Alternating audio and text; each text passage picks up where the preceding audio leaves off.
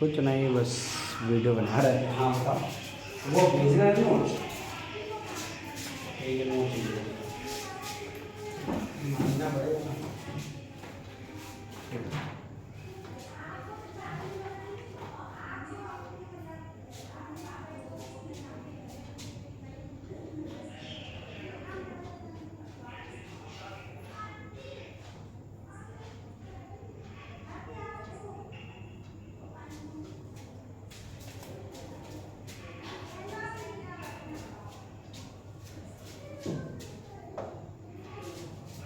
Good evening बच्चों, आज हम लोग ज्योमेट्री को स्टार्ट करेंगे। ज्योमेट्री अर्थात ज्यामिति।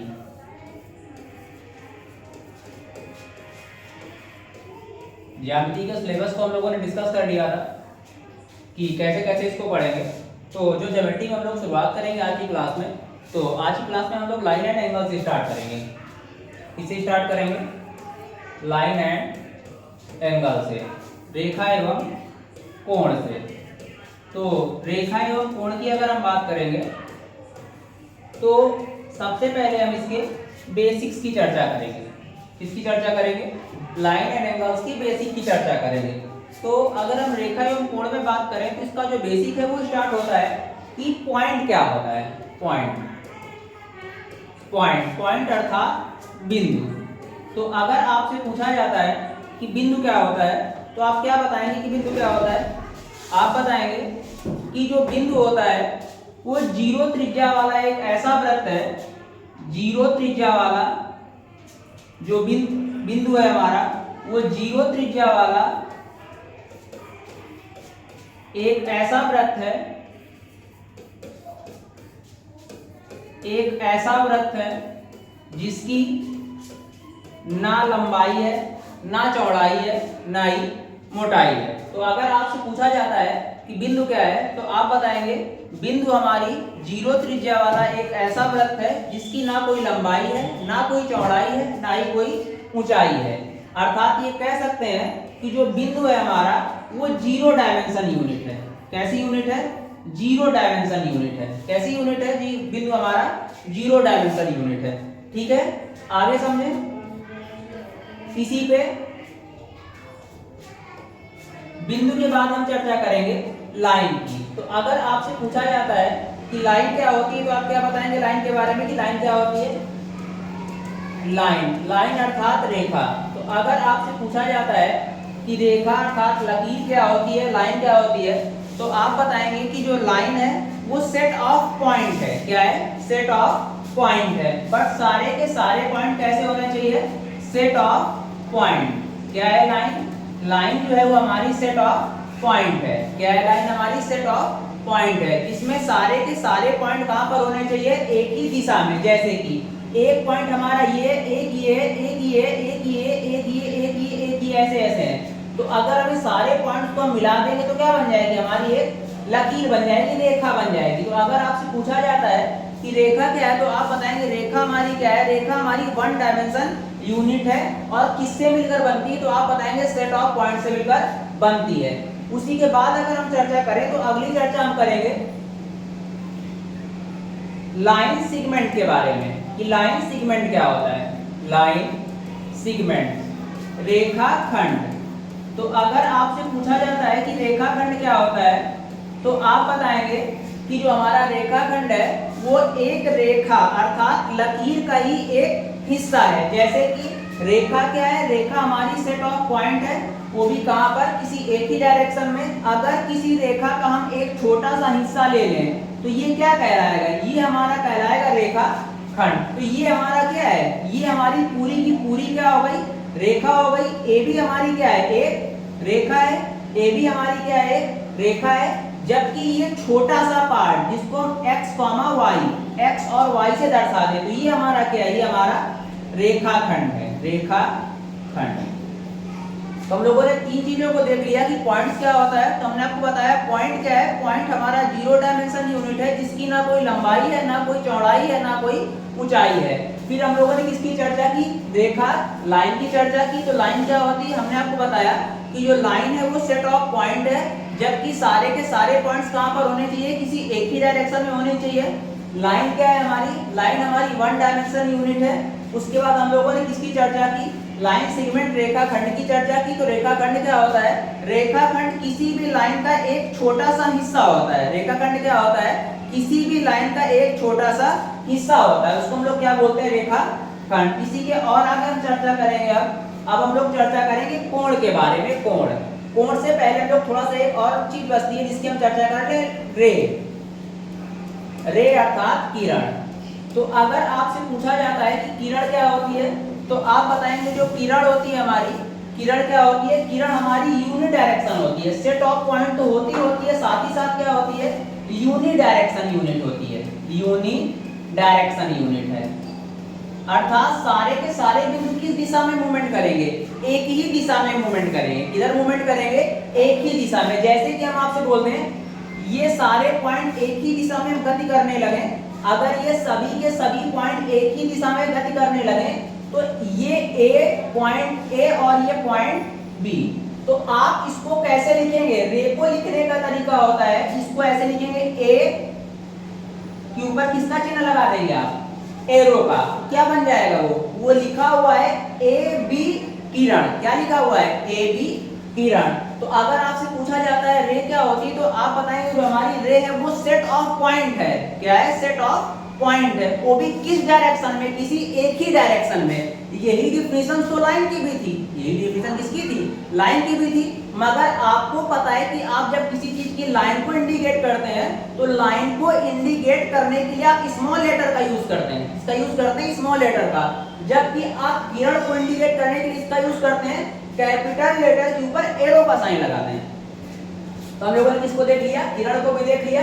अगली चीज जिसको हम लोग डिस्कस करने वाले हैं वो क्या है, वो है हमारी कोण। कोण, एंगल। एंगल।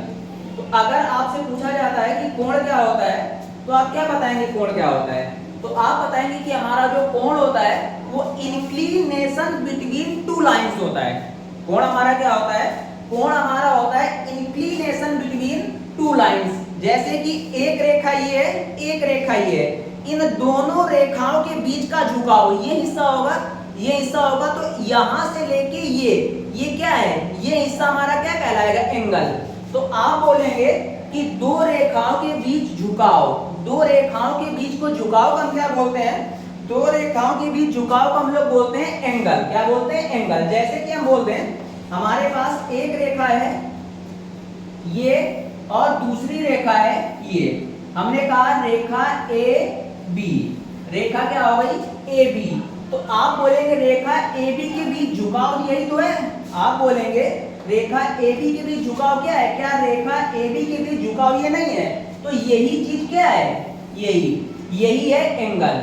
तो आप बोलेंगे कि किन्हीं भी दो रेखाओं के बीच झुकाव को हम क्या बोलते हैं, एंगल। क्या बोलते हैं, एंगल। किन्हीं भी दो रेखाओं के बीच झुकाव को क्या बोलते हैं, एंगल बोलते हैं। क्या बोलते हैं, एंगल बोलते हैं। और आपको पता है कि जहां पर दो रेखाएं एक दूसरे पर आकर मिलती हैं, जहां पर दो रेखाएं एक दूसरे पर आकर मिलती है, उसको हम लोग क्या बोलते हैं, उसको उस कोण का वर्टेक्स बोलते हैं। क्या बोलते हैं, वर्टेक्स। जहां पर भी दो रेखाएं एक दूसरे पर आकर मिलती है उसी को हम लोग क्या बोलते हैं, वर्टेक्स बोलते हैं। क्या बोलते हैं, वर्टेक्स। जैसे ए और बी दोनों रेखाएं किस बिंदु पर आकर मिली, तो आप बोलेंगे ए और बी दोनों रेखाएं बिंदु, जैसे हम इसका नाम दे दें सी, किस बिंदु पर आकर मिली, बिंदु सी पर। तो हम क्या बोलेंगे, हम इसको बोलेंगे कि रेखा ए और बी का वर्टेक्स क्या है, तो आप बोलेंगे सी। क्या बोलेंगे, सी। क्लियर हो गया। तो अगर आपसे पूछा जाता है कि कोण क्या होता है, तो आप बताएंगे कि जो कोण होता है वो दो रेखाओं के बीच ऐसा झुकाव होता है। क्या होता है,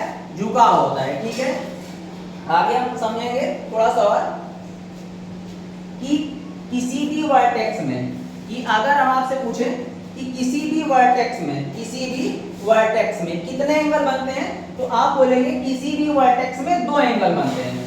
किन्हीं भी वर्टेक्स में कितने एंगल बनते हैं, तो आपको पता है किन्हीं भी दो रेखाओं के बीच झुकाव, किन्हीं भी दो रेखाओं के बीच झुकाव को हम क्या बोलते हैं, एंगल बोलते हैं। क्या बोलते हैं? किन्हीं भी दो रेखाओं के बीच झुकाव को हम क्या बोलते हैं?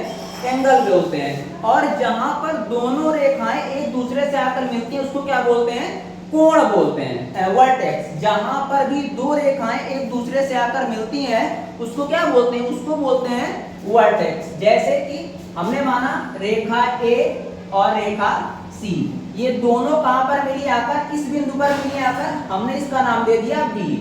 तो हमको इस चीज को पढ़ रखा है हम लोगों ने कि जहां पर भी रेखाएं आकर मिलती हैं उस मिलान बिंदु को तो वर्टेक्स बोलते हैं। और किसी भी वर्टेक्स पर दो एंगल बनते हैं। कितने एंगल बनते हैं? दो। एक इंटीरियर एंगल आंतरिक कोण, दूसरा एक्सटीरियर एंगल बाह्य कोण। जैसे कि ये इन दोनों रेखाओं के मिलन बिंदु बी का बनने वाला ये कौन सा कोण है? तो आप बोलेंगे ये कोण है इंटीरियर एंगल, इसका हमने नाम क्या दे दिया? थीटा। अब अगर हम बीसी रेखा को इस ओर थोड़ा सा बढ़ा लें तो आप बोलेंगे ये क्या बन जाएगा? क्या ये वर्टेक्स बी का एक्सटीरियर एंगल नहीं बन जाएगा? आप बोलेंगे बिल्कुल बन जाएगा। क्या बोलेंगे? बिल्कुल बन जाएगा। तो आपने जाना कि रेखा ए कॉमा सी, रेखा ए और सी किस बिंदु पर आकर मिल रही है? तो आप बोलेंगे बिंदु बी पर आकर मिल रही है, अर्थात रेखा ए और सी का मिलान बिंदु अर्थात वर्टेक्स क्या है? बी। तो आप बोलेंगे रेखा ए बी का कोण क्या है? थीटा। क्या है? थीटा। वर्टेक्स बी पर कितने कोण बनते हैं? किसी भी रेखा के मिलान बिंदु पर कितने कोण बनते हैं? दो। कौन कौन से? एक आंतरिक कोण, दूसरा बाह्य कोण। तो इस वर्टेक्स का आंतरिक कोण क्या है? थीटा। इसका बाह्य कोण क्या है? अल्फा। तो इसको पढ़ा क्या जाता है? वर्टेक्स पर बनने वाले कोणों को क्या पढ़ा जाता है? आप बताएं जरा कि वर्टेक्स पर बनने वाले कोणों को क्या पढ़ा जाता है? तो आपको पता है वर्टेक्स पर बनने वाले आंतरिक कोण को पढ़ा जाता है इंटीरियर एंगल। इंटीरियर एंगल जो भी उसका नाम है, तो क्या नाम है? थीटा। इंटीरियर एंगल थीटा कहां पर बन रहा है? At vertex B. कहां पर बन रहा है? At vertex B. ठीक है। उसी तरीके से अगर हम इसको क्या पढ़ेंगे? ये एक्सटीरियर एंगल है, हम क्या पढ़ेंगे इसको? Exterior angle. क्या पढ़ेंगे? एक्सटीरियर एंगल क्या नाम है इसका? अल्फा। कहां पर बन रहा है? वर्टेक्स बी पर, एट वर्टेक्स बी। तो हम इस चीज को जान पाए कि किन्हीं भी रेखाओं के वर्टेक्स पर कितने कोण बनते हैं? दो कोण बनते हैं। एक कोण कौन सा बनता है? Interior angle eight vertex. दूसरा कौन सा बनता है? Exterior angle eight vertex. इसी के साथ साथ अगर हम और थोड़ी सी बात करें तो अगली चर्चा हम करेंगे एंगल बाइसेक्टर की। इसकी बात करेंगे एंगल बाइसेक्टर की। तो समझे जरा एंगल बाइसेक्टर क्या होता है? एंगल बाइसेक्टर, तो आप बताएं जरा कि एंगल बाइसेक्टर क्या होता है? अगर आपसे पूछा जाए कि एंगल बाइसेक्टर क्या होता है तो आप क्या बताएंगे?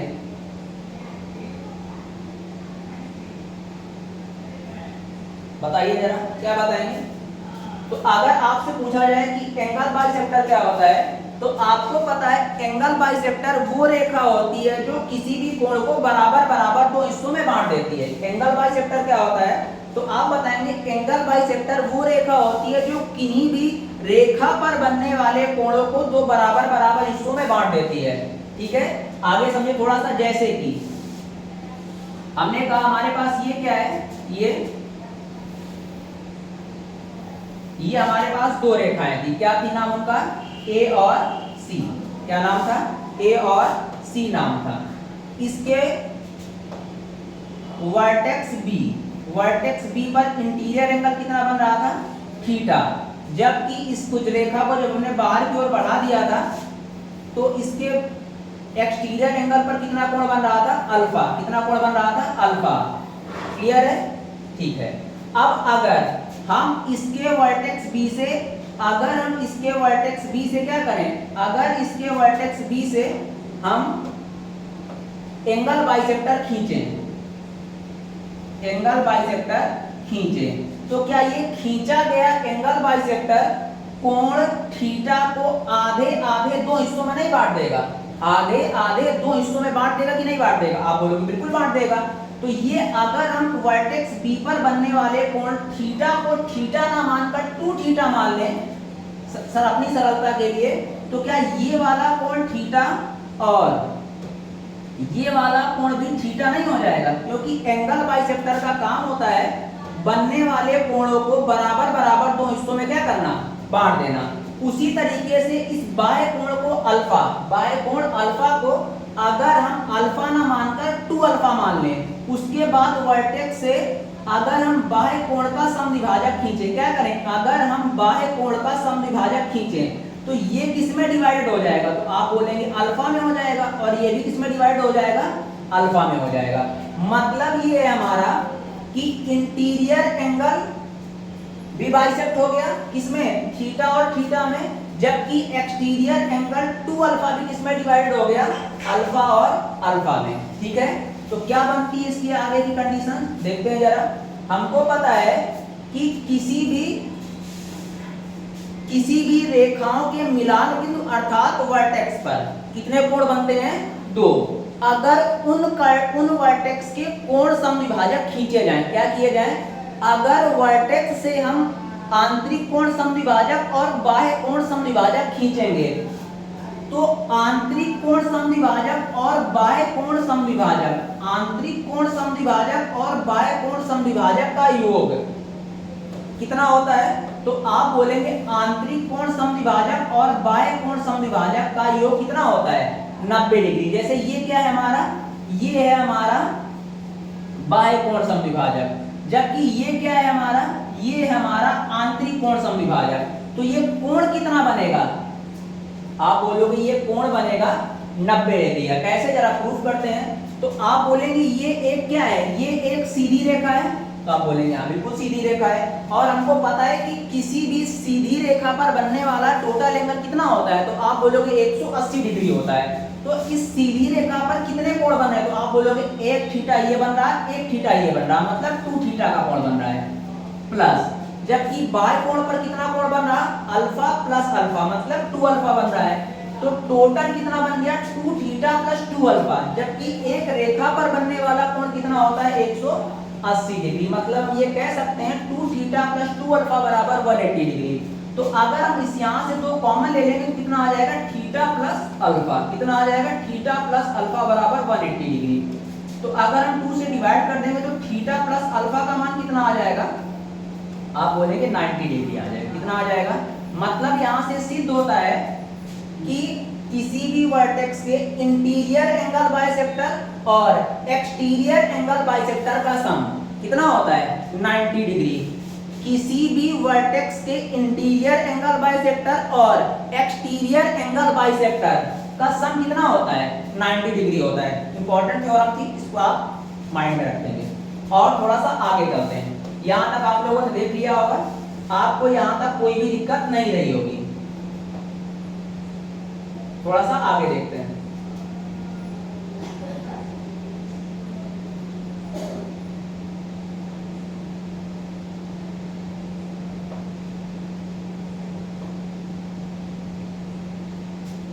चलिए थोड़ा सा आगे देखते हैं, यहाँ तक आप लोगों ने देख लिया होगा, यहाँ तक आपको कोई भी दिक्कत नहीं रही होगी। ठीक है, आगे हम लोग किसकी चर्चा करेंगे, आगे हम लोग चर्चा करेंगे जो ट्रायंगल से रिलेटेड कुछ पॉइंट्स होते हैं। आगे हम लोग चर्चा करेंगे ट्रायंगल से रिलेटेड जो कुछ इंपॉर्टेंट पॉइंट्स होते हैं, हम लोग उसकी चर्चा करेंगे। तो आप लोग हेडिंग डाल लीजिए, some important term related to triangle, some important term related to triangle, some important term related to triangle. देख लीजिए जरा क्या है।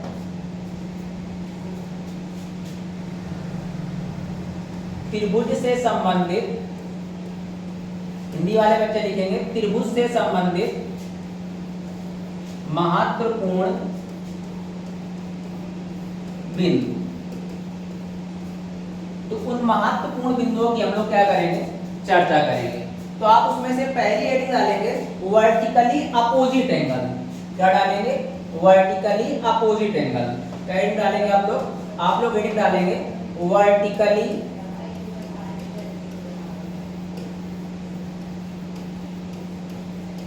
अपोजिट एंगल, अर्थात शीर्षाभिमुख कोण। हिंदी वाले बच्चे लिख लेंगे शीर्षाभिमुख कोण। यहां से काफी क्वेश्चन एसएससी द्वारा पूछे गए हैं। देखते हैं जरा क्या है। ये कहता है कि अगर दो तिरछी रेखाएं एक दूसरे को काटते हुए जाएं, शीर्षाभिमुख कोण की थ्योरम कहती है कि अगर दो तिरछी रेखाएं एक दूसरे को इस रूप में काटें, अगर दो तिरछी रेखाएं एक दूसरे को इस रूप में काटें, अर्थात जैसे इस रूप में काटें, तिर्यक काटें। कैसे काटें? तिर्यक। जब भी दो तिरछी रेखाएं एक दूसरे को तिर्यक काटेंगी, कैसे काटेंगी? तिर्यक काटेंगी, तो उनके कटान बिंदु पर, उनके कटान बिंदु कहां है ये, तो उनके कटान बिंदु पर बनने वाले कोण, उनके कटान बिंदु पर बनने वाले शीर्षाभिमुख कोण अर्थात आमने सामने के कोणों का मान आपस में क्या होता है? बराबर होता है। फिर सुन लेते हैं जरा कि जब भी दो तिरछी रेखाएं एक दूसरे को काटेंगी तो उनके कटान बिंदु पर, कहां पर? उनके कटान बिंदु पर बनने वाले कोण आमने सामने के सम्मुख कोण आपस में क्या होंगे? बराबर होंगे। जैसे कि हम इस कोण को थोड़ी देर के लिए थीटा मान लेते हैं। कितना मान लेते हैं? थीटा मान लेते हैं। तो ये कोण हमारा कितना हो जाएगा? ये वाला। आप बताएं कितना हो जाएगा? आप बोलेंगे अगर हम सिर्फ इतनी सी लकीर को देखें तो आप बोलेंगे ये सारा का सारा जो एंगल है एक ही रेखा पर बन रहा, और एक ही रेखा पर बनने वाला टोटल एंगल कितना होता है? तो आप बोलेंगे 180 डिग्री होता है। अगर 180 डिग्री में ये थीटा ले गया तो इसके पास कितना बचा? 180 माइनस थीटा डिग्री तो बचा। आप बोलेंगे बिल्कुल बचा। उसी तरीके से अगर हम इस लाइन को ना देखकर इस लाइन को देखें, इस लाइन को, तो इस लाइन पर बनने वाला कोण कितना है? 180 माइनस थीटा। और हमको पता है एक सीधी रेखा कितना कोण बनाती है? 180 डिग्री का कोण बनाती है। तो 180 माइनस थीटा में कितना ऐड कर दे कि 180 डिग्री बन जाए? तो आप बोलोगे थीटा डिग्री ऐड कर दो। कितना ऐड कर दो? थीटा डिग्री ऐड कर दो। ठीक है, आगे। अब आप इस लकीर को फिर से देखो। आपको पता है एक सीधी लकीर कितना डिग्री का कोण बनाती है? 180 डिग्री का। जिसमें से ये कोण कितना हो गया है? तो इस कोण का मान हो गया है हमारे पास थीटा। तो इस कोण का मान कितना होगा? आप बोलोगे इस कोण का मान होगा 180 माइनस थीटा। कितना होगा? थीटा। क्यों? इस कोण को हमने कितना माना? Theta degree. और हमको पता है कोई भी एक रेखा कितने डिग्री का कोण बनाती है? 180 डिग्री का। अगर 180 डिग्री के कोण में ये थीटा डिग्री ले गया है तो रिमेनिंग एंगल कितना होगा? आप बोलोगे 180 माइनस थीटा होगा। बिल्कुल सही। अब आप अगर इस लाइन को देखें, इस वाली लाइन को, इस वाली लाइन को, तो एक लकीर कितना कोण बनाती है? 180 डिग्री का कोण बनाती है। उस 180 डिग्री के कोण में ये कितना ले गया? 180 माइनस थीटा ले गया। तो इस कोण को कितना होना पड़ेगा ताकि इस लकीर पर बनने वाला जो टोटल एंगल है वो 180 डिग्री हो जाए? तो आपको थीटा बोलना पड़ेगा। कितना बोलना पड़ेगा? थीटा। उसी तरीके से यहाँ देखिए, अब फिर से इस लाइन पे आ जाइए। इस लाइन पर बनने वाला कोण कितना है? तो आप बोलोगे थीटा कोण है। कितना कोण है? थीटा। तो यहाँ के कोण का मान कितना हो जाए ताकि ये 180 डिग्री का कोण बना ले? तो आप बोलोगे 180 माइनस थीटा। कितना हो जाए? 180 माइनस थीटा। आगे देखते हैं थोड़ा सा। तो हम लोगों ने क्या देखा? ये जो शीर्षाभिमुख कोण है, कैसे कोण है? शीर्षाभिमुख कोण। देखिए मुंह के सामने है एक दूसरे की कि नहीं है? और ये क्या ये दो के दोनों कोण शीर्षाभिमुख कोण नहीं है? मुंह के सामने नहीं है? बोलोगे हैं। तो यहीं से ये सिद्ध होता है कि अगर दो तिरछी रेखाएं, अगर दो तिर्यक रेखाएं एक दूसरे को काटेंगी, अगर दो तिर्यक रेखाएं एक दूसरे को काटेंगी तो उनके कटान बिंदु पर, उनके कटान बिंदु पर बनने वाले शीर्षाभिमुख कोण आपस में क्या होते हैं? बराबर होते हैं। अर्थात एक दूसरे के सामने बनने वाले कोण आपस में क्या होते हैं? बराबर होते हैं। ठीक है, आगे देखते हैं थोड़ा सा और। अगली हेडिंग आप लोग डालेंगे पैरेलल लाइंस। क्या डालेंगे आप लोग? अगली हेडिंग आप लोग डालेंगे पैरेलल लाइंस। पैरेलल लाइंस, समांतर रेखा।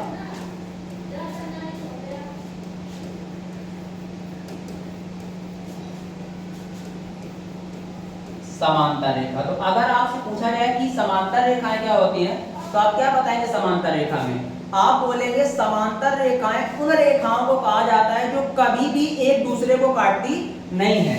जैसे कि ये दो रेखाएं आपस में क्या हैं, समांतर हैं, पैरेलल हैं एक दूसरे के। जैसे इस रेखा का नाम हमने दे दिया ए और इस रेखा का नाम हमने दे दिया बी, इस रेखा का नाम हमने दे दिया सी, इस रेखा का नाम हमने दे दिया डी।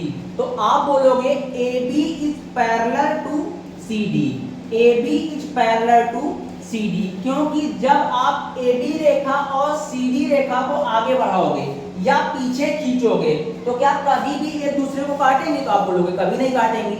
उसी तरीके से अगर हम ये दो रेखाएं बना लें, ये दो रेखाएं हमने जैसे इसको नाम दे दिया ए और इसको नाम दे दिया बी, इसे नाम दे दिया सी और इसे नाम दे दिया डी। अब अगर इन दोनों रेखाओं को हम आगे खींचें या फिर पीछे लाएं तो क्या ये दोनों रेखाएं एक दूसरे को कभी काटेंगी, तो आप बोलेंगे फिर से कभी नहीं काटेंगी। तो चाहे आप इन दो रेखाओं की बात करें चाहे आप इन दोनों रेखाओं की बात करें, ये सभी की सभी आपस में क्या है, समांतर रेखाएं हैं। तो अगर आपसे पूछा जाए समांतर रेखाएं क्या होती, तो आप बोलेंगे समांतर रेखाएं उन दो रेखाओं को कहा जाता है जो कभी भी एक दूसरे को काटती नहीं है। काटती क्यों नहीं है, क्योंकि उनके बीच की दूरी सदैव क्या होती है, समान रहती है। जैसे कि यहां से लेके यहां तक की दूरी को हम h मान लें थोड़ी देर के लिए, h, तो यहां से यहां तक की दूरी भी कितनी होगी, h, यहां से यहां तक की दूरी भी कितनी होगी, h, यहां से यहां तक की दूरी भी कितनी होगी, h, ठीक है। उसी तरीके से अगर हम यहां से यहां तक की दूरी को h मान लें, h मान लें, तो यहां से यहां तक की दूरी भी कितनी होगी, h, यहां से यहां तक की दूरी भी कितनी होगी, h, यहां से यहां तक की दूरी भी कितनी होगी, h। क्लियर हो गया? तो आप समझ गए समांतर रेखाएं क्या होती हैं, समझ गया बेटा? तो आप बोलोगे समांतर रेखाएं उन दो रेखाओं को कहा जाता है जो कभी भी एक दूसरे को काटती नहीं है और उनके बीच की दूरियां आपस में क्या होती हैं, समान होती हैं।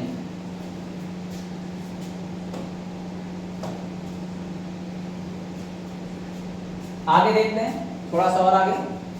तो अब आप हेडिंग डालेंगे ट्रांसवर्सल लाइन। क्या हेडिंग डालेंगे आप लोग हेडिंग डालेंगे ट्रांसवर्सल लाइन। क्या हेडिंग डालेंगे, अगली हेडिंग आप लोग डालेंगे ट्रांसवर्सल लाइन।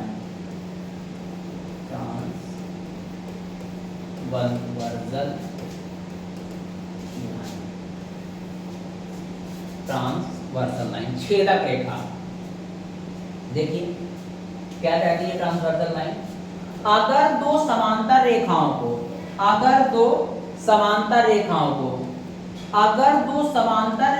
को कोई भी तिर्यक रेखा आकर काटेगी, अगर दो समांतर रेखाओं को कोई भी तिर्यक रेखा आकर काटेगी, जैसे हमने मान लिया दो समांतर रेखाएं हमारे पास ए बी सी और डी, जबकि जो तिर्यक रेखा आकर काट रही है उसका नाम हमने दे दिया M और N। क्या नाम दे दिया, M और N। तो हमारे पास दो समांतर रेखाएं हैं AB और CD, जबकि उनको जो तिर्यक रेखा आकर काट रही है, उसका नाम क्या है, उसका नाम है M और N। क्या नाम है, M और N, ठीक है। आगे समझते हैं। तो ट्रांसवर्सल लाइन कहती है कि अगर दो समांतर रेखाओं को कोई भी तिर्यक रेखा आकर काटेगी, अगर किन्हीं भी दो समांतर रेखाओं को कोई भी तिर्यक रेखा आकर काटेगी, क्लियर है, तो काटे गए बिंदुओं पर बनने वाले कोणों की स्थितियां क्या होंगी वो देखते हैं हम लोग। देखिए, तो हमको पता है एक बार यहां पर काटा गया है और एक बार यहां पर काटा गया है, ठीक है। तो हम इनके अगर नाम दे दें इनको, तो हमने बोला ये कटान बिंदु अर्थात जो कोण है M और B के बीच बनने वाले कोण को हमने 1 कह दिया, इस कोण को हमने 2 कह दिया, इस कोण को हमने 3 कह दिया, इसे हमने 4 कह दिया, इसे हमने 5 कह दिया, इसे हमने 6 कह दिया, इसे कोण को हमने 7 कह दिया और इस कोण को हमने 8 कह दिया, ठीक है। आगे देखते हैं।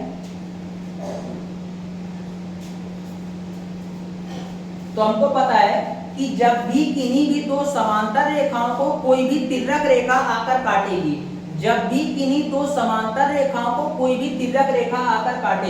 तो क्या होगा, उनके संगत कोण आपस में बराबर होंगे। जब भी किन्हीं भी दो समांतर रेखाओं को कोई भी तिर्यक रेखा आकर काटेगी तो उनके संगत कोण करेस्पॉन्डिंग एंगल आपस में क्या होंगे, इक्वल होंगे। क्या होंगे, उनके संगत कोण आपस में इक्वल होंगे। संगत कोण का मतलब है समान प्लेस पर बनने वाले कोण। जैसे कि कोण 1 कोण 1 किसके बराबर होगा, कोण 1 के समान प्लेस पर कौन सा कोण बना है, तो आप बोलेंगे कोण 6। ठीक है, आगे देखें, कोण 2 के समान प्लेस पे कौन सा कोण बना है, कोण 5। उसी तरीके से कोण 4 के समान प्लेस पे कौन सा बना है, कोण 8।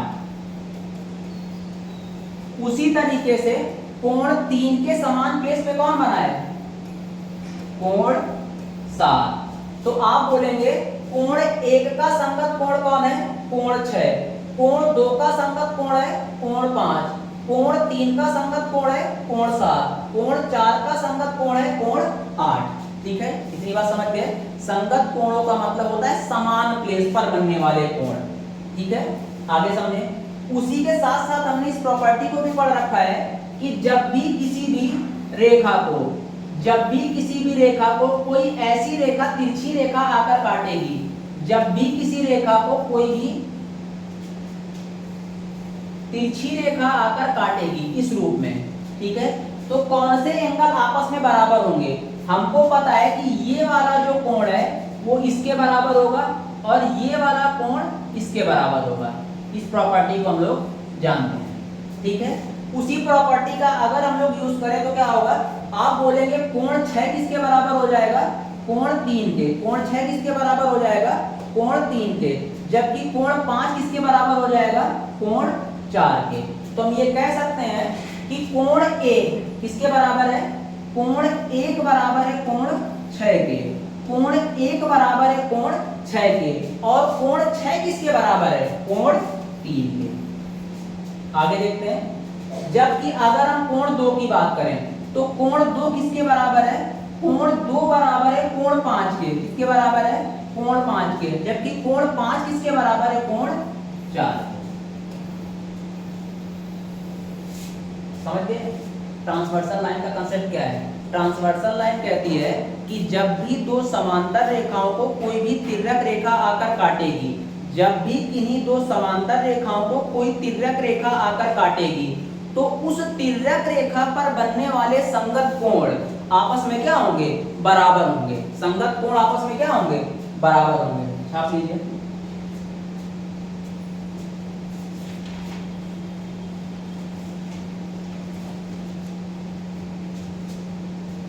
लिख लिया होगा आप लोगों ने। अगली हेडिंग आप लोग डालेंगे, अगली हेडिंग आप लोग डालेंगे अल्टरनेट एंगल, एकांतर कोण। अगली हेडिंग आप लोग डालिए एकांतर कोण, अल्टरनेट एंगल।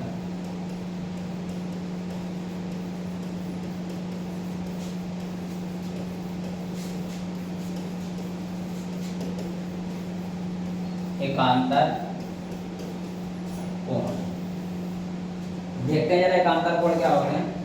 तो एकांतर कोण क्या होते हैं समझते हैं।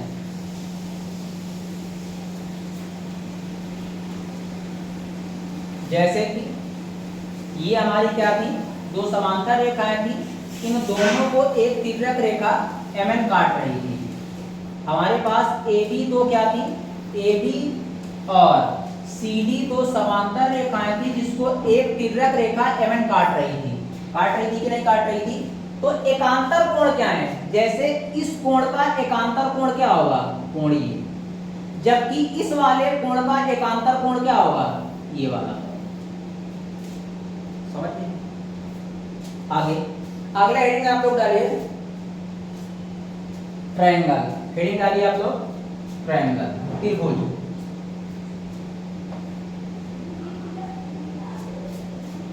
ट्रायंगल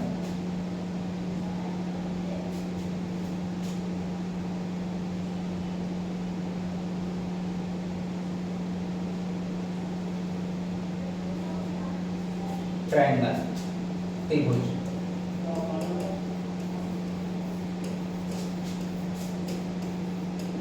तो अगर आपसे बात की जाए कि ट्रायंगल क्या होता है, ट्रायंगल, तो आप बोलेंगे कि तीन भुजाओं से घिरी आकृति, तीन भुजाओं से घिरी आकृति क्या कहलाती है, त्रिभुज कहलाती है। तीन भुजाओं से घिरी आकृति को क्या बोलते हैं हम लोग, त्रिभुज बोलते हैं। क्या बोलते हैं, तीन भुजाओं से घिरी आकृति, अर्थात ये कह सकते हैं, अगर हम लोग कहें तो क्या कहेंगे, तीन भुजाओं से घिरी आकृति क्या कहलाती है, त्रिभुज कहलाती है। Enclosed figure bounded by three side, जैसे कि ये हमारा क्या है, त्रिभुज है। क्यों, ये तीन भुजाओं से घिरी आकृति है। एक भुजा ये हो गई, एक भुजा ये हो गई, एक भुजा ये हो गई। तो क्या ये तीन भुजाओं से घिरी आकृति नहीं है? क्या ये जो आकृति बनी हुई है हमारे सामने, क्या तीन भुजाओं से घिरी आकृति नहीं है? तो आप बोलेंगे हाँ है। तो ये क्या कह रहा है कि त्रिभुज। तो अगर आपसे पूछा जाए कि त्रिभुज क्या होता है, तो आप बोलेंगे तीन भुजाओं से घिरी आकृति क्या कहलाती है, त्रिभुज कहलाती है। और किसी भी त्रिभुज के तीनों कोणों का योग, किसी भी त्रिभुज के तीनों आंतरिक कोणों का योग कितना होता है, 180 डिग्री। जैसे कि हम इसको कह दें कोण ए, इसको हमने कह दिया कोण बी, और इसको हमने कह दिया कोण सी। तो अगर हम आपसे पूछ लें इस त्रिभुज के जो आंतरिक कोण है, कोण ए, कोण बी, कोण सी का योग कितना होगा, तो आप बोलोगे इसके आंतरिक कोण, कोण ए, कोण बी, कोण सी का जो योग होगा वो कितना होगा, 180 डिग्री होगा। कितना होगा, 180 डिग्री होगा। यहाँ से ये सिद्ध होता है कि किसी भी त्रिभुज के तीनों आंतरिक कोणों का योग कितना होता है, 180 डिग्री होता है। जबकि इससे ज्यादा इंपॉर्टेंट बात है कि किसी भी त्रिभुज के तीनों आंतरिक कोणों का योग तो 180 डिग्री होता है, जबकि किसी भी त्रिभुज के तीनों बाह्य कोणों का योग कितना होता है, 360 डिग्री। कितना होता है, 360 डिग्री। क्लियर हो गया, समझेंगे वो भी कैसे होता है। और थोड़ी सी त्रिभुज की प्रॉपर्टियां जान लें। तो अगर हम आपसे पूछें कि किसी भी त्रिभुज में साइड कितनी होती हैं, तो आप बोलेंगे कि किसी भी त्रिभुज में 3 साइड होती हैं। किसी भी त्रिभुज में वर्टेक्स कितने होते हैं, तो आप बोलेंगे 3 वर्टेक्स होते हैं। कैसे, एक वर्टेक्स ये, दूसरा वर्टेक्स ये, तीसरा वर्टेक्स ये। तो किसी भी त्रिभुज में साइड कितनी है, 3, वर्टेक्स कितने हैं, 3। ठीक है। उसी तरीके से अगर हम आपसे पूछ लें कि किसी भी त्रिभुज में एंगल बाइसेक्टर कितने होंगे, इंटीरियर एंगल बाइसेक्टर, तो आप बोलेंगे 3 होंगे। कैसे, देखते हैं। आप बोलेंगे एक ये बाइसेक्टर का काम करेगा, एक ये इंटीरियर एंगल बाइसेक्टर का काम करेगा, और एक ये इंटीरियर एंगल बाइसेक्टर का काम करेगा। तो कितने इंटीरियर एंगल बाइसेक्टर होते हैं, तो आप बोलेंगे कि किसी भी त्रिभुज में 3 इंटीरियर एंगल बाइसेक्टर होते हैं। उसी तरीके से अगर हम बात कर लें कि किसी भी त्रिभुज में मीडियन कितनी होती हैं, मीडियन, चलिए उसको आगे डिस्कस करेंगे। ठीक है, इस प्रॉपर्टी को आपने देख लिया होगा कि किसी भी त्रिभुज के तीनों आंतरिक कोणों का योग कितना होता है, 180 डिग्री। जबकि किसी भी त्रिभुज के तीनों बाह्य कोणों का योग कितना होता है, किसी भी त्रिभुज के तीनों बाह्य कोणों का योग कितना होता है, तो आप बोलोगे 360 डिग्री होता है। कितना होता है, 360 डिग्री। वो त्रिभुज के लिए नहीं, ऐसी कोई भी आकृति जिसके बाह्य कोणों के योग की बात करें, उसका योग कितना होता है, 180 डिग्री। और थोड़ी आगे चर्चा करते हैं। जैसे ये हमारा क्या है, त्रिभुज है, ये हमारा है त्रिभुज। क्या नाम दिया हमने, ट्रायंगल ABC। इसके इंटीरियर एंगल है, angle A, angle B, angle C। ठीक है। आगे अगर हम इस BC रेखा को थोड़ा सा और आगे बढ़ा दें, एक रेखा ये बन जाएगी। ये क्या हो जाएगा, इस ट्रायंगल का एक्सटीरियर एंगल हो जाएगा। उसी तरीके से अगर हम AC रेखा को ऐसे आगे बढ़ा दें, तो ये क्या हो जाएगा, हमारा exterior angle eight vertex C हो जाएगा। जबकि अगर इस रेखा को हम थोड़ा सा और आगे बढ़ा दें, तो बनने वाला भी ये कोण है, ये क्या हो जाएगा हमारा, ये exterior angle eight vertex A हो जाएगा। तो किसी भी त्रिभुज के तीनों आंतरिक कोणों का योग कितना होता है, 180 डिग्री। जबकि किसी भी त्रिभुज के तीनों बाएं कोणों का योग कितना होता है 180 डिग्री 360 डिग्री कितना होता है 360 डिग्री। कैसे चर्चा करते हैं। हमको पता है कि किसी भी त्रिभुज के तीनों आंतरिक कोणों का योग कितना होता है, तो आप बोलेंगे 180 डिग्री। देखिए जैसे देखिए अगर हम इस कोण की बात करें तो ये कोण का नाम हमने क्या दे दिया ए, कोण ए। इसको हमने नाम दे दिया कोण बी, इसको हमने नाम दे दिया कोण सी। तो अगर सबसे पहले हम कोण ए से शुरुआत करें, चाहे बी से शुरुआत करें, चाहे सी से शुरुआत करें, उसमें कोई दिक्कत नहीं है। तो आप बोलेंगे कि ये जो रेखा है ये क्या ये एक सीधी रेखा नहीं है ये रेखा, तो आप बोलेंगे हाँ एक सीधी रेखा है। और एक सीधी रेखा पर बना कोण कितना होता है, तो आप बोलेंगे 180 डिग्री। अगर इस सीधी रेखा पर बना कोण 180 डिग्री है, उसमें से ये कोण कितना हो गया ए, तो ये कितना हो जाएगा ये वाला एक्सटीरियर एंगल, तो आप बोलेंगे 180 माइनस ए। कितना हो जाएगा 180 माइनस ए। जबकि यहाँ पे देखिए इस रेखा पर बना वर्टेक्स सी पर बना आंतरिक कोण कितना है सी, तो इसका एक्सटीरियर एंगल कितना हो जाएगा, तो आप बोलोगे एक रेखा पर बना कोण 180 डिग्री होता है, उसमें से उसका आंतरिक कोण सी है, तो बाएं कोण कितना होगा, आप बोलोगे 180 माइनस सी डिग्री होगा, सी डिग्री होगा। उसी तरीके से वर्टेक्स बी की बात कर लें तो वर्टेक्स बी का आंतरिक कोण कितना है एंगल बी, इसका बाएं कोण कितना होगा 180 माइनस कोण बी।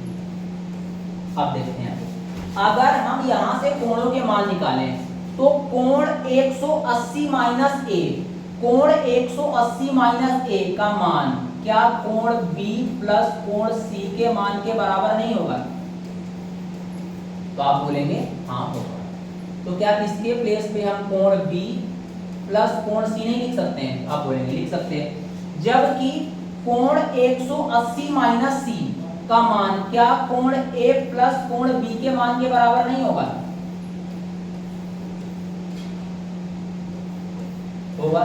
तो क्या इसकी वैल्यू कोण ए प्लस कोण बी के बराबर नहीं होगी, तो आप बोलेंगे होगी। उसी तरीके से अगर हम यहां पर बनने वाले कोण की बात करें तो कितना होगा, क्या अगर हम यहां से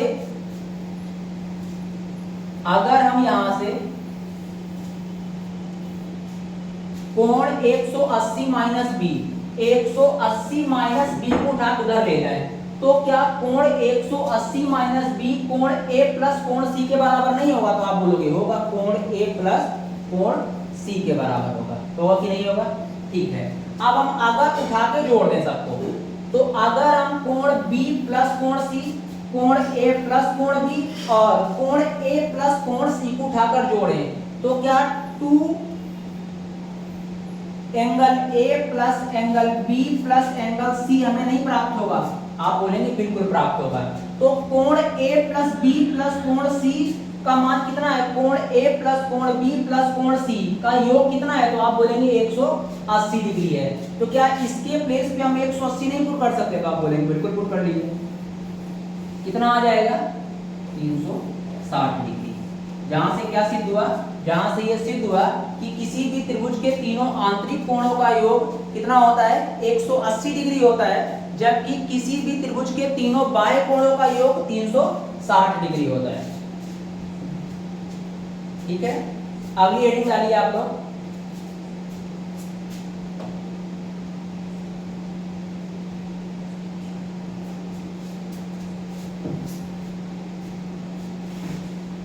एल्टीट्यूड,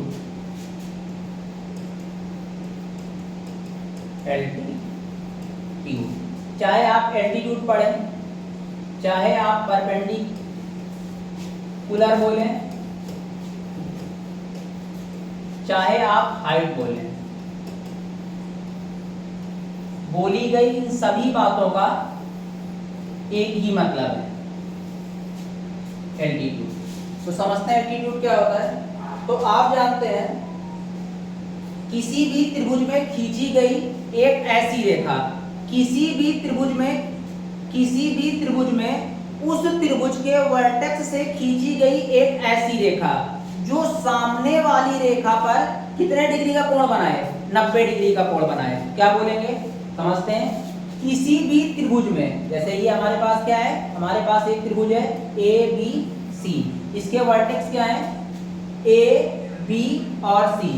तो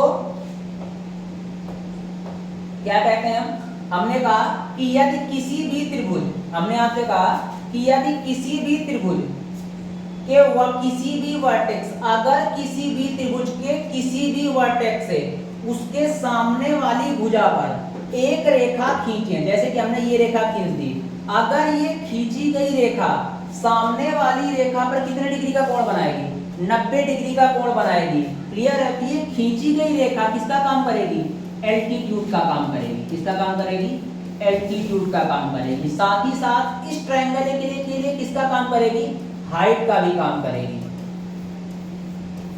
साथ ही साथ परपेंडिकुलर का भी काम करेगी, परपेंडिकुलर।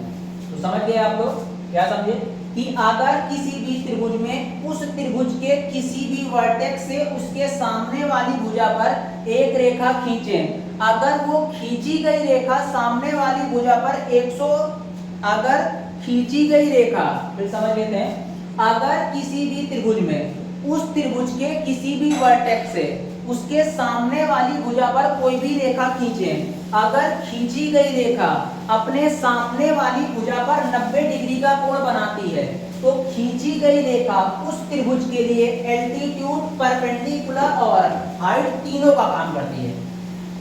अगली हेडिंग आप लोग का लिए मीडियन, माध्यिका, मीडियन माध्यिका।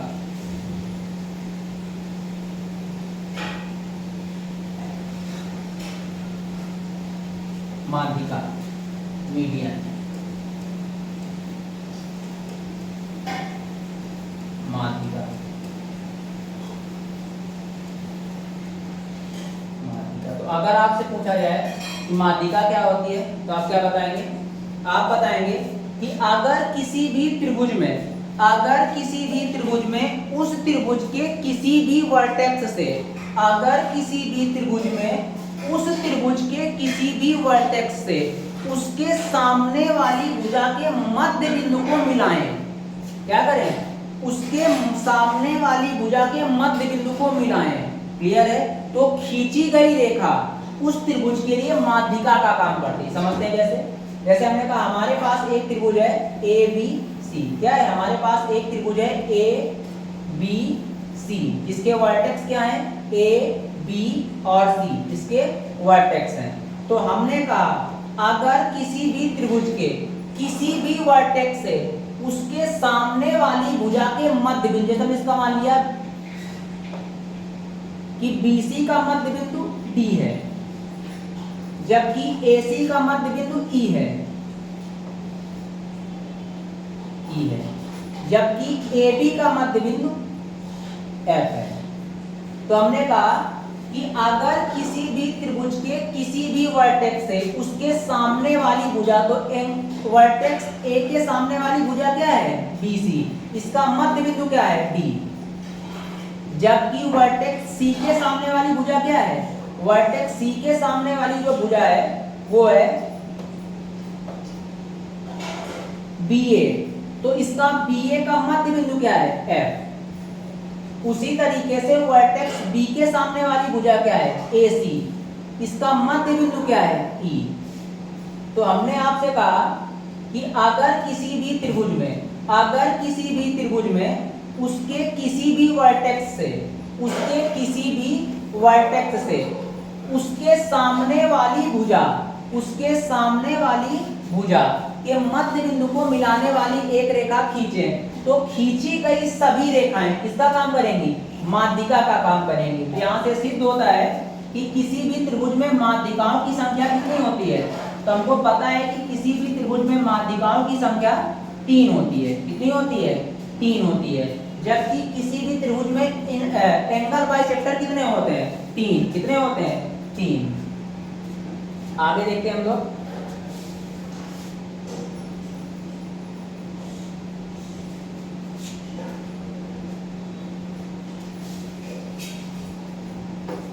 अगली हेडिंग आप लोग डालिए,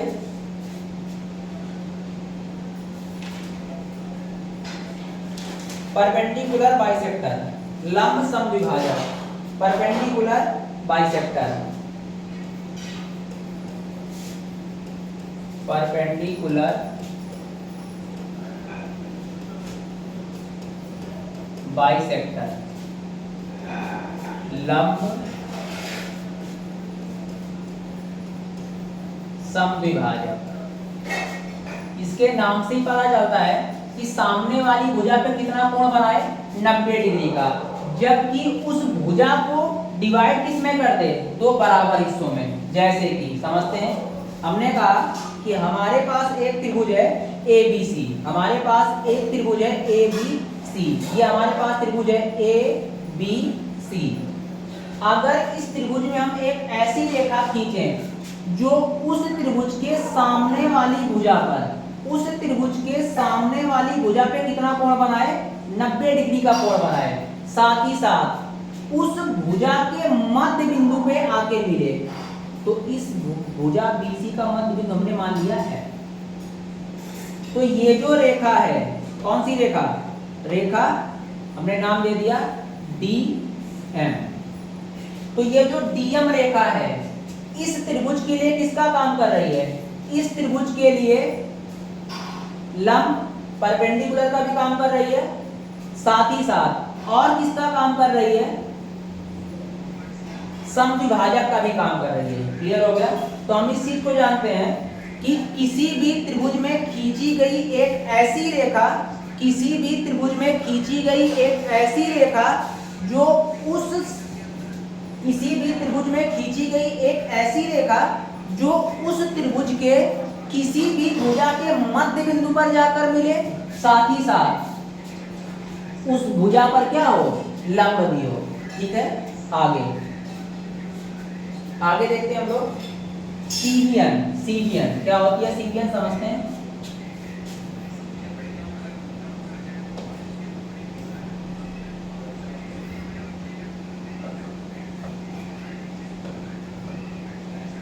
सीवियन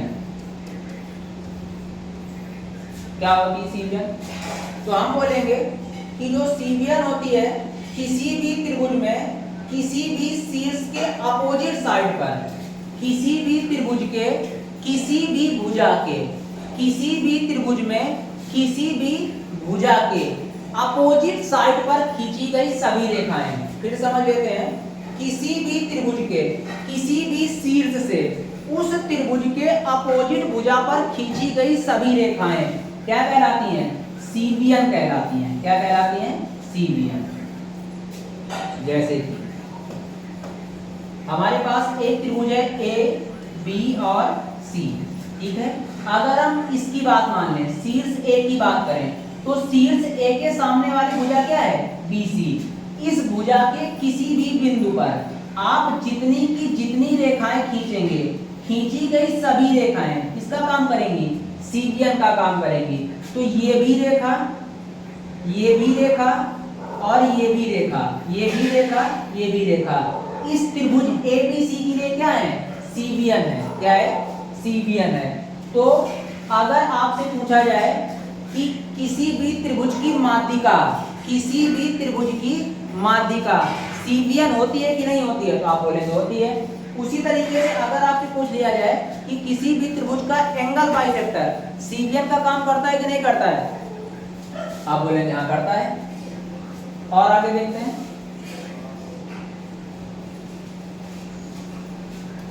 अगली हेडिंग आप लोग डालेंगे type of triangle. Type of triangle, त्रिभुज के प्रकार। तो त्रिभुज को हम दो तरह से बांटते हैं, एक भुजाओं के आधार पे, किसके आधार पे, भुजाओं के आधार पे, मतलब साइड्स के आधार पर। दूसरा एंगल, कोणों के आधार पे, कोणों के आधार पे। ठीक है। तो सबसे पहले हम चर्चा करेंगे भुजाओं के आधार पर बनने वाले एंगल त्रिभुज की, और फिर हम चर्चा करेंगे कोणों के आधार पर बनने वाले त्रिभुजों की। तो सबसे जो पहला त्रिभुज होता है वो हमारे पास होता है समबाहु त्रिभुज। कैसा होता है, समबाहु त्रिभुज। क्या है समबाहु त्रिभुज? Equilateral triangle. तो आप बोलेंगे एक ऐसा त्रिभुज जिसकी सभी भुजाएं और सभी कोण, एक ऐसा त्रिभुज जिसकी सभी भुजाएं और सभी कोण आपस में क्या हों? बराबर हों। एक ऐसा त्रिभुज जिसकी सभी भुजाएं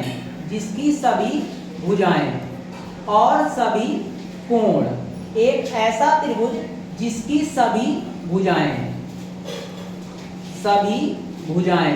और सभी कोण आपस में क्या हों? बराबर हों। ऐसे त्रिभुज को हम लोग बोलते हैं समबाहु त्रिभुज। दूसरा आता है समद्विबाहु त्रिभुज। क्या नाम है उसका? समद्विबाहु त्रिभुज। समद्विबाहु त्रिभुज नाम से ही पता चल रहा है एक ऐसा त्रिभुज जिसकी कितनी भुजाएं बराबर हों? 2। एक ऐसा त्रिभुज जिसकी 2 भुजाएं और 2 कोण बराबर हों। एक ऐसा त्रिभुज जिसकी 2 भुजाएं और 2 कोण बराबर हों, उसको क्या बोलते हैं? समद्विबाहु त्रिभुज। जैसे कि हम एक त्रिभुज बनाएंगे, हमने कहा इस त्रिभुज के लिए, त्रिभुज ABC के लिए जो भुजा AB है, भुजा AB बराबर है भुजा AC के, तो इन दोनों भुजाओं के बीच बनने वाला कोण ये, ठीक है, क्या होगा? ये भी बराबर होगा। ठीक है, आगे तो अगर आपसे पूछा जाए कि समद्विबाहु त्रिभुज क्या होता है तो आप क्या बोलेंगे? आप बोलेंगे एक ऐसा त्रिभुज जिसके 2 कोण और 2 भुजाएं आपस में क्या हों? बराबर हों, तो हम लोग बोलते हैं समद्विबाहु त्रिभुज। तीसरा आता है विषमबाहु त्रिभुज। विषमबाहु त्रिभुज। तो अगर हम बात करें विषमबाहु त्रिभुज की, तो विषमबाहु त्रिभुज एक ऐसा त्रिभुज होता है जिसकी ना कोई भुजा बराबर होती है, अर्थात ना कोई साइड बराबर होती है, ना ही कोई एंगल बराबर होता है। तो अगर आपसे पूछा जाए कि विषमबाहु त्रिभुज क्या होता है तो आप बोलेंगे विषमबाहु त्रिभुज एक ऐसा त्रिभुज है जिसकी ना कोई भुजा बराबर है, ना ही कोई कोण बराबर है। ठीक है, जैसे एक त्रिभुज बनाने हैं हम किस तरह का,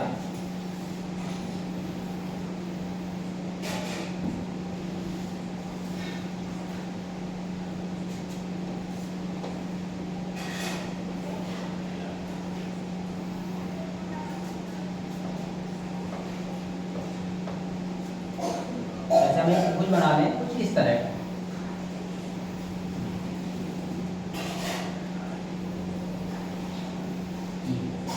तो हमारे सामने बना त्रिभुज ABC। क्या है? विषमबाहु त्रिभुज है। क्यों?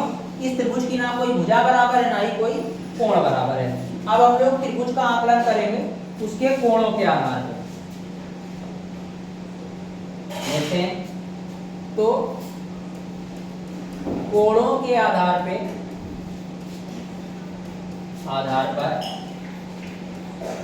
त्रिभुज के प्रकार। तो हमने बताया कि भुजाओं के आधार पर भी त्रिभुज 3 प्रकार का होता है और कोणों के आधार पर भी त्रिभुज 3 प्रकार का होता है। तो पहला क्या होता है? एक्यूट एंगल ट्रायंगल, न्यून कोण त्रिभुज। एक्यूट एंगल ट्रायंगल, न्यून कोण त्रिभुज। तो अगर आपसे पूछा जाए न्यून कोण त्रिभुज क्या होता है तो आप बोलेंगे एक ऐसा त्रिभुज जिसका प्रत्येक कोण 90 डिग्री से कम होगा, उसको हम लोग बोलेंगे एक्यूट एंगल ट्रायंगल। दूसरा क्या होता है? दूसरा हमारे पास ट्रायंगल होता है राइट एंगल ट्रायंगल, समकोण त्रिभुज। राइट एंगल ट्रायंगल, समकोण त्रिभुज। तो अगर आपसे पूछा जाए समकोण त्रिभुज क्या होता है तो आप बताएंगे एक ऐसा त्रिभुज जिसके एक कोण का मान कितना हो? 90 डिग्री हो, उसको हम लोग क्या बोलते हैं? समकोण त्रिभुज या राइट एंगल ट्रायंगल। तीसरा हमारे पास क्या होता है? Obtuse angle triangle. क्या होता है? अधिक कोण त्रिभुज, obtuse angle triangle. Obtuse angle triangle, अधिक कोण त्रिभुज। तो अगर आपसे पूछा जाए कि अधिक कोण त्रिभुज क्या होता है तो आप बताएंगे एक ऐसा त्रिभुज जिसके एक कोण का मान 90 डिग्री से अधिक हो। एक ऐसा त्रिभुज जिसके एक कोण का मान 90 डिग्री से अधिक होता है उसको हम लोग क्या बोलते हैं? उसको हम लोग बोलते हैं ऑब्ट्यूज एंगल ट्रायंगल। थोड़ा सा और बचा, देख लेते हैं उसको। ट्रायंगल का बेसिक लगभग हम लोग लाइंस एंड एंगल्स का खत्म कर चुके होंगे। आगे देखते हैं। अब हम लोग देखते हैं समबाहु त्रिभुज की प्रॉपर्टी। समबाहु त्रिभुज की प्रॉपर्टी या कंडीशन।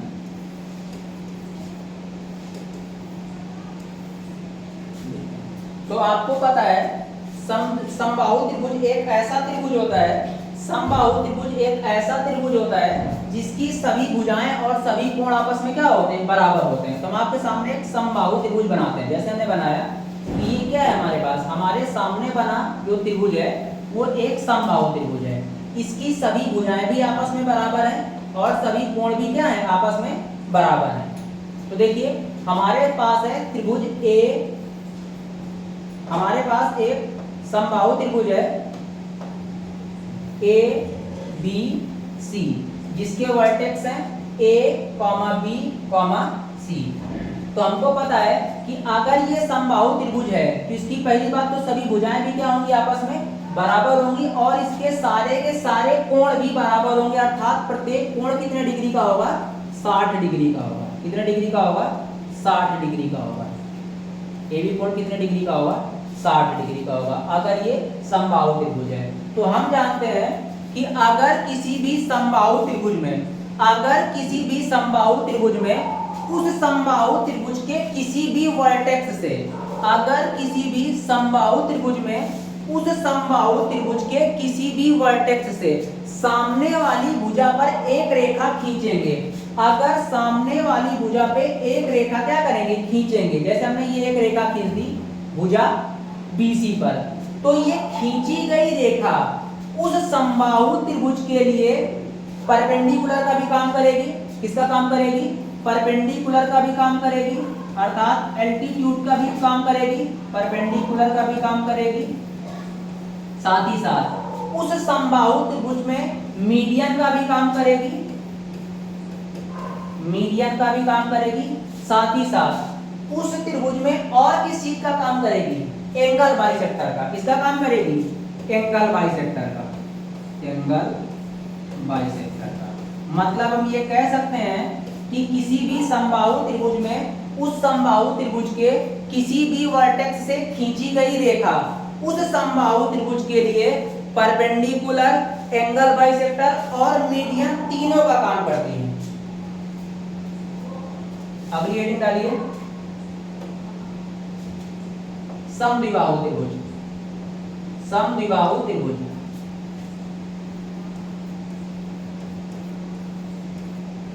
समद्विबाहु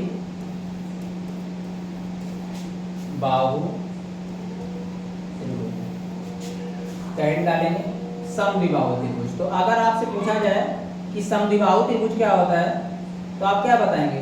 तो हमने आपको बता रखा है कि समद्विबाहु त्रिभुज, समद्विबाहु त्रिभुज एक ऐसा त्रिभुज होता है जिसकी दो भुजाएं और दो कोण आपस में बराबर होते हैं। जैसे कि हमने आपके सामने एक त्रिभुज बना लिया कुछ इस तरह का, हमने कहा इस त्रिभुज की ये दो भुजाएं जो हैं वो आपस में क्या हैं, बराबर हैं। हमने कहा इस समद्विबाहु त्रिभुज की जो भुजा AB और भुजा AC है ये आपस में बराबर हैं। अगर ये दोनों भुजाएं आपस में बराबर हैं तो इन दोनों भुजाओं के बीच बना कोण भी आपस में क्या होगा, बराबर होगा। ठीक है, तो अगर देखिए इन दोनों भुजाओं के बीच बना कोण क्या है, तो आप बोलोगे इन दोनों भुजाओं के बीच बना कोण ये है, ये है। तो क्या रिजल्ट निकलता है, यहां से रिजल्ट निकलता है अगर किसी भी समद्विबाहु त्रिभुज में, अगर किसी भी समद्विबाहु त्रिभुज में उसकी बराबर भुजाओं के बीच बने कोण, अगर किसी भी समद्विबाहु त्रिभुज में उसकी बराबर भुजाओं के बीच बने कोण के वर्टेक्स, के वर्टेक्स से एक रेखा खींचें, एक रेखा खींचें, तो खींची गई रेखा सामने वाली भुजा पर, सामने वाली भुजा पर किसका काम करती है, परपेंडिकुलर का भी काम करती है। किसका काम करती है, परपेंडिकुलर का भी काम करती है, साथ ही साथ किसका काम करती है, एंगल बाइसेक्टर का भी काम करती है। किसका काम करती है, एंगल बाइसेक्टर का भी काम करती है, साथ ही साथ और किसका काम करती है, मीडियन का भी काम करती है। किसका काम करती है, मीडियन अर्थात माध्यिका की, माध्यिका का। मगर वो जो खींची गई रेखा है वो कहां पर होनी चाहिए, वो जो खींची गई रेखा है उन दो बराबर भुजाओं के बीच बनने वाले कोण के वर्टेक्स से खींची गई होनी चाहिए। आखिरी कंसेप्ट देखिए क्या है हमारा, आखिरी कंसेप्ट है हमारा विषमबाहु त्रिभुज। क्या है, विषमबाहु त्रिभुज।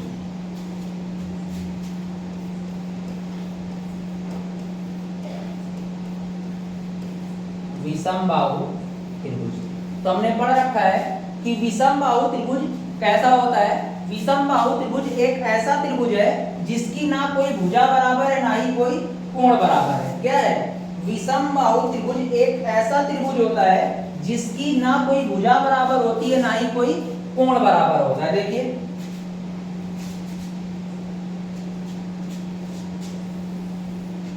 हमने आपके सामने एक विषमबाहु त्रिभुज बना लिया जिसका हमने नाम दे दिया त्रिभुज ए बी सी।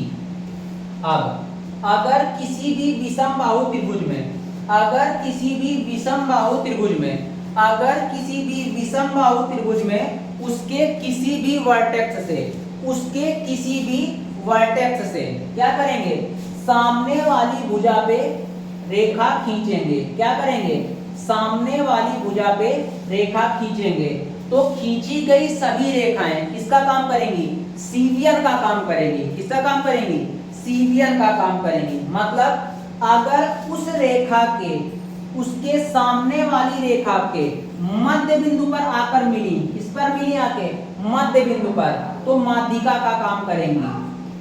अगर लंबवत गिरी तो किसका काम करेंगी, एल्टीट्यूड का काम करेंगी। किसका काम करेंगी, एल्टीट्यूड का काम करेंगी।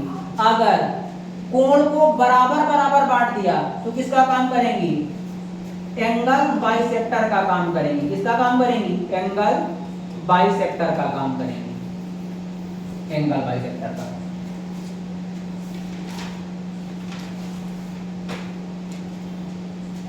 तो हम लोगों ने आज देख लिया विषमबाहु त्रिभुज तक।